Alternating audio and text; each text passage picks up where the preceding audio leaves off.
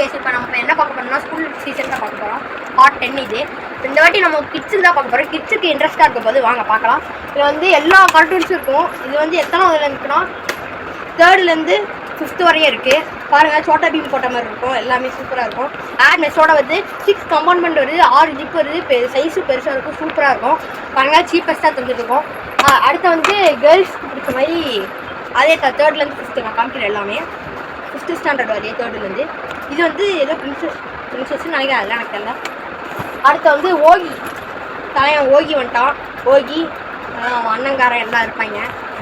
அடுத்து வந்து நம்ம ஸ்பைடர்மேன் பார்க்க போகிறோம். தலைவன் 6 பேக் வச்சுட்டு இருப்பார். இந்த மாதிரி சூப்பராக இருக்கும். வாங்க நம்ம ஒட்டுக்கா பார்த்துடலாம்.